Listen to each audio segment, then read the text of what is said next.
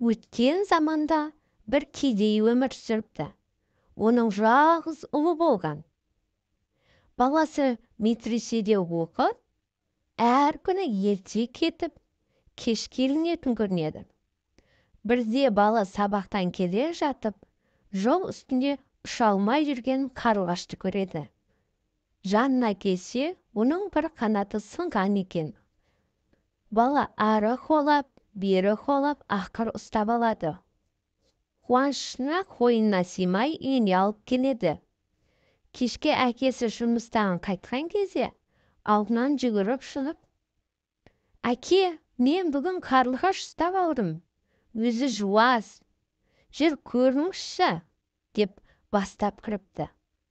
Құстың бір қанатының сынық екенін көрген әкесі, «Балам, дұрыс істегенсің. Құс адамның досы. Сондықтан мұны жақсылап күт», деп қарлығаштың қанатын бір қызыл шүберекпен таңып қояды. Бала қарлығашты баға беріпті. Күндіз сабаққа кетерде апасына, «Апа, қарлығаш үйден шығып кетпесін. Есік терезені бекітіп қойыңыз, су, жем беріңіз», деп тапсырып кетеді екен. Бірталай уақыт өткен соң, қарлығаштың қанаты жазылып, үй ішіне ұшып жүреді. Күн өтіп, ай өтіп, күз болады. Бірде қарлығаш таңертеңгі шайларын ішіп отырған кезде, терезе ашылып қалып, қарлығаш ұшып кетеді. Оған бала қатты өкініп жылайды. Тіпті тамаққа ішпейтін болады. Кешке дейін далада жүріп, аспанға қарай береді. Ұшып жүрген құс көрсе, «Әке, анау менің қарлығашым ба?» деп сұрайды екен. Әкесі баласын жұбату үшін, «Балам, сен жылама, қарлығашың келер көктемде қайтып», депті. Күн өтіп, ай өтіп, жаз шығыпты. Бір күні таңертең ойда жоқта бір қарлығаш үйге ұшып кіріп, белағашқа қоныпты. Бала өзінің қарлығашы екенін қанатын байлаулы жүрген қызыл шүберегінен танып, «Әке, қарлығашым келіпті, қараңызшы», дейді. Сол кезде қарлығаш сайрай жөнейді. Аузына бір тал нәрсе жерге түседі. Бала оны әкесіне көрсетеді. «Бұл қауынның ұрығы. Мен оны егейін, амандық болса, күзге жейміз», дейді әкесі.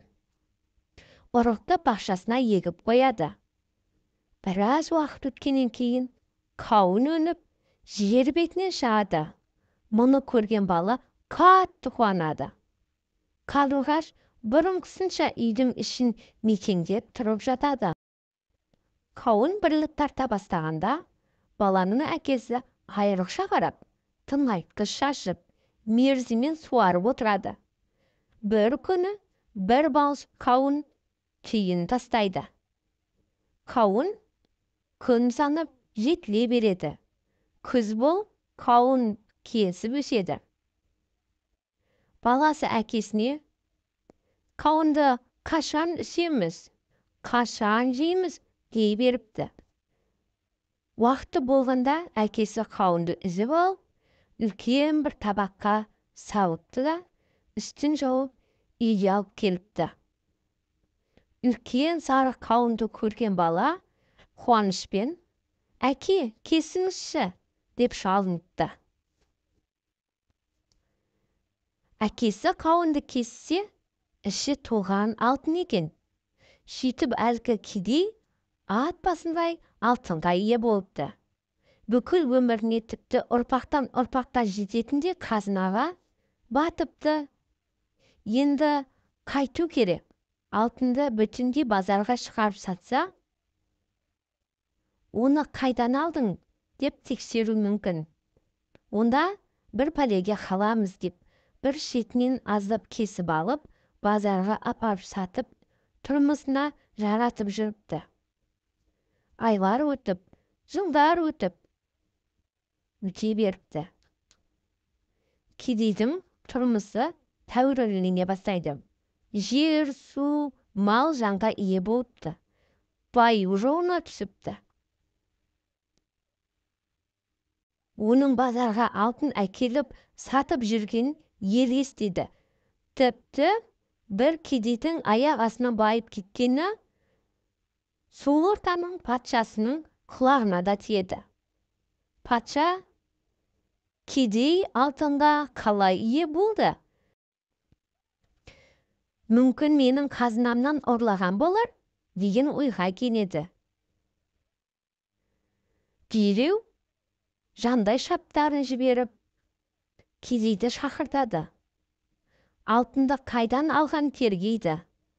Жауыт патшада әділдік деген қайдан болсын? Ақыры оған алтынның тапсырылды берді.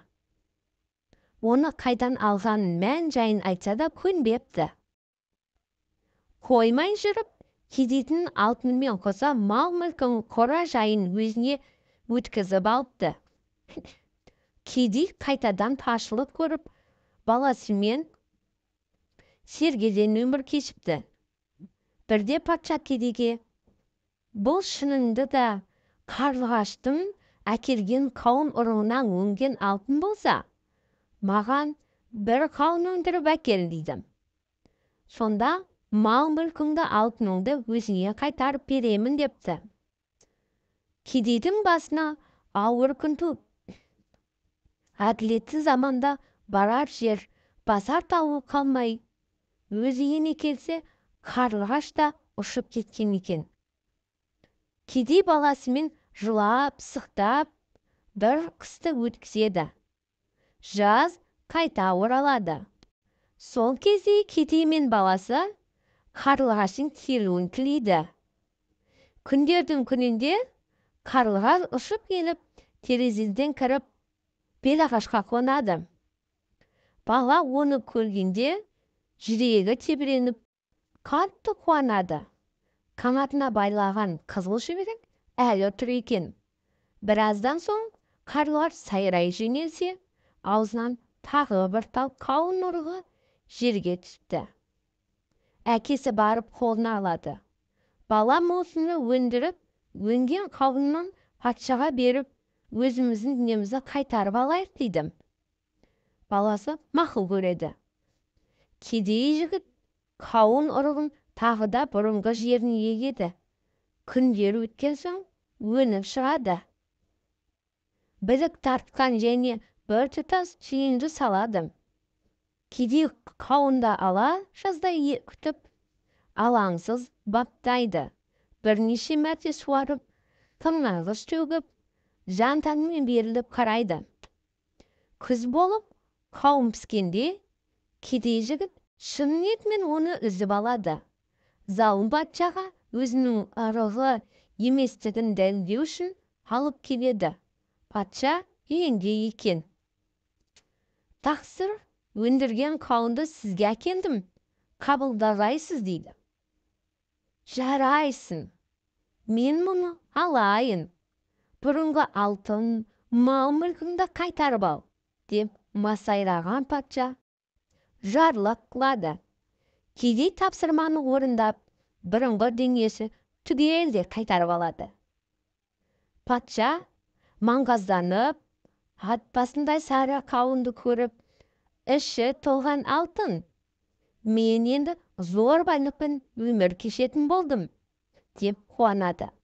Уәзірлеріне, ана қауынды жарыңдар, іші толған алтын, оны менің қазынама тапсырыңдар, деп бұйырады. Патша өз сарайының төрінде отырады. Уәзірі қауынды әкеліп келеді. Қауын қап ортасына жарылғанда, ирелеңдеген қара шұбар жылан оқша атылып, патшаның мойнына орала кетеді. Патша табанда жан тапсырады. Сонда бұлай кедей бақытты өмір кешкен. Баласы оқып білім алып, ғылым болыпты. Ал қарлығаш бір жолата өз мекеніне ұшып кетіпті.